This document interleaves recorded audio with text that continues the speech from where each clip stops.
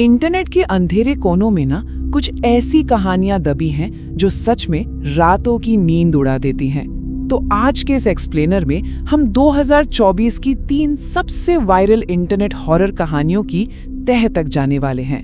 हम डिकोड करेंगे कि आखिर ये सोर्स मटेरियल कैसे हमारे जहन में इतना सटीक डर बिठाता है और इन खौफनाक रहस्यों को कैसे बुनता है। चलिए शुरू करते हैं। शुरुआत करते हैं एक बहुत ही अजीब और खौफनाक सवाल से, जो मुंबई के एक सुनसान ट्रेन प्लेटफॉर्म पर गूंजा था। तू पण मरशील ना, मतलब क्या तू भी मरेगा? ये सिर्फ एक लाइन नहीं है, बल्कि आगे आने वाली केस फाइल्स के लिए एक बहुत ही डार्क और रहस्यमय टोन सेट कर देती है। हमारी पहली कहानी है केस फाइल नंबर 1, बीजिंग की हॉन्टेड बस 375।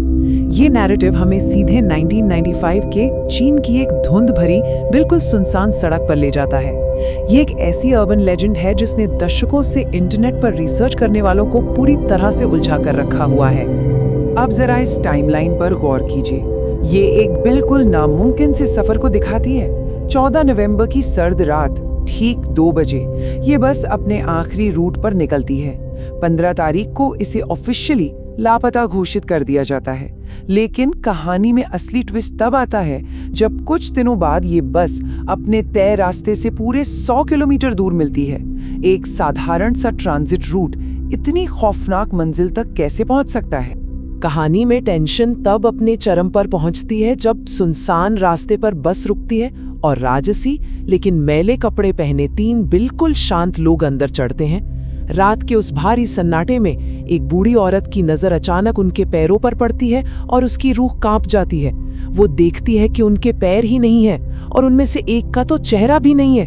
अपनी जान बचाने के लिए वो औरत बस में बैठे एक नौजवान लड़के पर चोरी का झूठा इल्जाम लगाती है और एक नाटक रचकर उसके साथ बस से नीचे उतर जाती है। उस पल उस औरत का वो खौफनाक एहसास बिल्कुल सच था। उसके सहयात्री असल में इंसान थे ही नहीं। अब सुनिए सबसे हैरान करने वाली बात। जब पुलिस ने मामले की जांच शुरू की तो उनके सामने असंभव बातों का एक पहाड़ खड़ा था। सबूत इतने चौंकाने वाले थे कि कोई भी थ्योरी काम ही नहीं कर रही थी। सोचिए, सिर्फ 48 घंटों के अंदर बस के ड्राइवर और कंडक्टर की लाशें पूरी तरह से सड़ चुकी थी। बस 100 किलोमीटर का सफर तय कर चुकी थी, वो भी बिल्कुल खाली फ्यूल टैंक के साथ। और सबसे ज्यादा डराने वाली बात, उस फ्यूल टैंक में पेट्रोल की जगह खून भरा हुआ था। इसके अलावा जहां वो बचे हुए 2 यात्री बस से उतरे थे, ठीक उसके बाद का कोई भी सीसीटीवी फुटेज मौजूद ही नहीं था, जैसे बस हवा में ही गायब हो गई हो। ये सब सुनकर दिमाग में जो सबसे बड़ा सवाल आता है वो यही है, महज 2 दिन में लाशें पूरी तरह कैसे सड़ सकती हैं? क्या किसी अलौकिक शक्ति ने उन शरीरों के सड़ने की प्रक्रिया को इतना तेज कर दिया था? ये एक ऐसा फैक्ट है जो साइंस और लॉजिक दोनों को सीधे तौर पर चुनौती देता है। चलिए अब आगे बढ़ते हैं। केस फाइल नंबर 2, अंधेरी स्टेशन का खौफ। डर अक्सर उन जगहों पर दस्तक देता है जिन्हें हम सबसे अच्छी तरह जानते हैं, और यही सोच हमें भारत के सबसे भीड़-भाड़ वाले शहर मुंबई के एक बहुत ही जाने-माने स्टेशन की खौफनाक कहानी की ओर ले जाती है। अंधेरी स्टेशन को तो हम सब जानते हैं, है ना? दिन के समय यहाँ 3000 से ज्यादा यात्रियों की भीड़, खचाखच भरी लोकल ट्रेनें और एक अलग ही पागलपन वाली एनर्जी होती है। लेकिन रात के ठीक 1:30 बजे पिन ड्रॉप सन्नाटा और पूरी तरह से वीरान प्लेटफॉर्म। इमेजिन कीजिए, एक ऐसी जगह जो हजारों लोगों की आवाजाही के लिए बनी हो, वहां आधी रात को इंसान का कोई नामो निशान न होना, ये ख्याल ही किसी की भी रीढ़ में सिहरन पैदा करने के लिए काफी है। ये कहानी बड़ी ही चालाकी से उस रात के डर को बिल्ड करती है। रात के उस भारी सन्नाटे में एक थका हुआ सेल्समैन प्लेटफॉर्म की बेंच पर अकेला जागता है। आंख खुलते ही उसे ट्रैक की ओर घूरते 3 अजीबोगरीब आदमी दिखते हैं। वे उसकी तरफ मुड़ते हैं और उससे मराठी में वही दिल दहला देने वाला सवाल पूछते हैं, तू पण मरशील ना?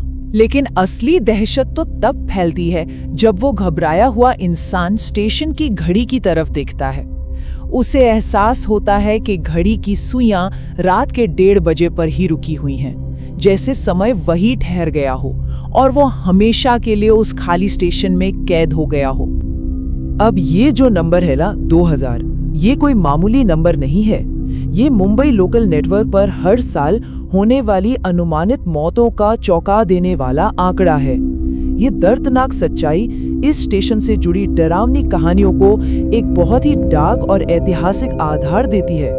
जहां हर साल इतने हादसे होते हैं, वहां ऐसी रहस्यमयी किंवदंतियों का जन्म लेना लाजमी सा लगता है। कहानी के मुताबिक बेहोश होने से ठीक पहले उस सेल्समैन को उन परछाइयों जैसी आकृतियों से ये आखिरी और बेहद सर्द बुलावा मिला था, हमारे पास आजा, हम सिर्फ मुर्दे ही तो हैं। इस तरह की रोंगटे खड़े कर देने वाली डिटेल ही हमें असली डर महसूस कराती है। ये अनसुलझा सवाल अंधेरी स्टेशन की इस कहानी की पूरी माइथोलॉजी को उजागर करता है। ये सोचने पर मजबूर करता है कि क्या रात का सन्नाटा उन पिछले हादसों के शिकार लोगों की आत्माओं को जगा देता है।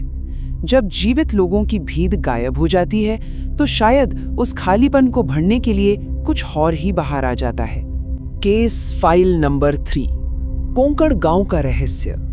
शहरों की भीड़-भाड़ से निकलकर अब हमारी ये पड़ताल दूर दराज के इलाकों की ओर बढ़ती है।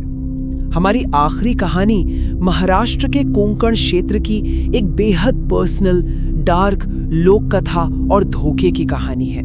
कोंकण नाम सुनते ही समंदर और हरियाली याद आती है। ये अपनी शांत प्राकृतिक सुंदरता के लिए जाना जाता है, लेकिन ये खूबसूरत तस्वीर उन सदियों पुरानी स्थानीय भूतिया कहानियों के बिल्कुल उलट है जो यहाँ गहराई तक रची बसी हैं। अक्सर जो जगह सबसे खूबसूरत दिखती हैं, उनके सीने में सबसे गहरे राज दफन होते हैं। यहाँ देखिए कि ये कहानी साइकोलॉजिकल हॉरर को कैसे स्टेप बाय स्टेप बिल्ड करती है। मुख्य किरदार अर्पिता एक सुनसान जंगल में चल रही है। अचानक उसे बिना किसी कारण के सिगरेट के धुएं की तेज महक आती है। फिर वो एक छोटे लड़के को एक पुराने खंडर से गिरते हुए देखती है। पास जाने पर उसे जो भयानक एहसास होता है वो ये है कि वो लड़का कोई और नहीं बल्कि उसका बचपन का दोस्त अभिषेक है, जो अब एक बदला लेने वाली आत्मा बन चुका है। ये घटना अर्पिता की एक दबी हुई दुखद बचपन की याद को अचानक सामने ले आती है।